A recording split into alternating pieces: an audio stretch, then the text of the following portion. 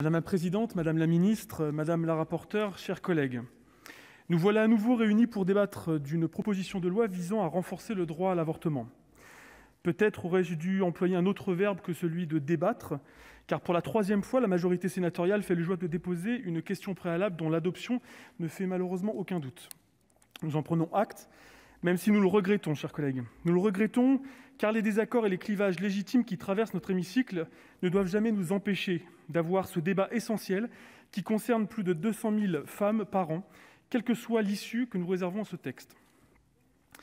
Nous avons tous en mémoire des débats profonds, parfois même houleux, sur des textes qui interrogeaient nos consciences personnelles, l'éthique et qui touchaient à l'intime. Je pense en particulier à la loi bioéthique, qui avait été au cœur de longues discussions au sein de notre Assemblée.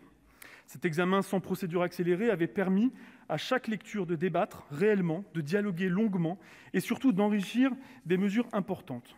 Nous le regrettons ensuite, car la position de la majorité sénatoriale, dont il faut reconnaître la constance, laissera donc l'Assemblée nationale légiférer seule, une navette à sens unique, alors même que les apports du Sénat sur les différents textes examinés sont régulièrement salués.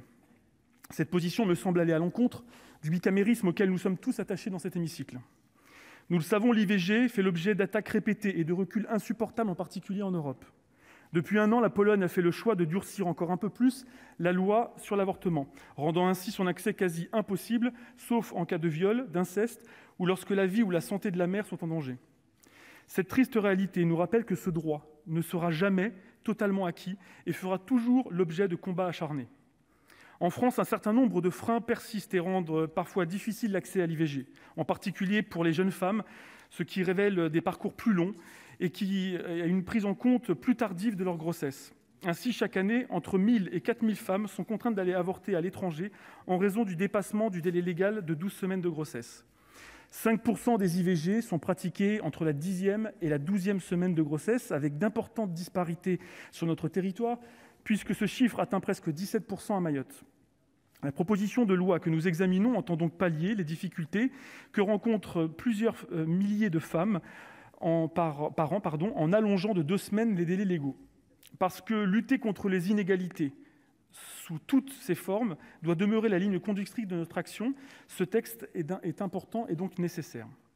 Ce texte propose également d'étendre les compétences des sages-femmes pour pratiquer des IVG instrumentales, véritable outil pour renforcer l'offre médicale sur notre territoire. Sanctionner un pharmacien qui refuse la délivrance d'un contraceptif en urgence est un geste symboliquement fort également, puisque cet acte est toujours source de stigmatisation et de culpabilisation des femmes qui constituent une atteinte à la liberté de disposer de son corps. À cet égard, je veux, madame la ministre, saluer l'action du Gouvernement, et je pense notamment à la prise en charge à 100% de la contraception pour les femmes jusqu'à 25 ans. L'engagement du Président de la République et sa volonté d'inscrire l'IVG dans la Charte européenne des droits fondamentaux constituent également une réponse forte face aux attaques incessantes dont elle fait l'objet. Nous arrivons donc, chers collègues, au bout du processus législatif. Je tiens à remercier la présidente Rossignol pour sa persévérance au Sénat et en dehors. La majorité sénatoriale aura fait le choix de ne pas débattre des dispositions de ce texte, se limitant ainsi à une énième discussion générale. Le droit à l'avortement aurait mérité qu'on s'y attarde davantage, qu'on débatte réellement, comme nous savons si bien le faire. Vous en avez décidé autrement, nous en prenons acte et il revient donc à l'Assemblée nationale d'adopter définitivement cette proposition de loi qui nous semble répondre à l'objectif d'un renforcement d'accès à l'IVG pour les femmes, et donc nous voterons bien sûr contre la question préalable. Je vous remercie.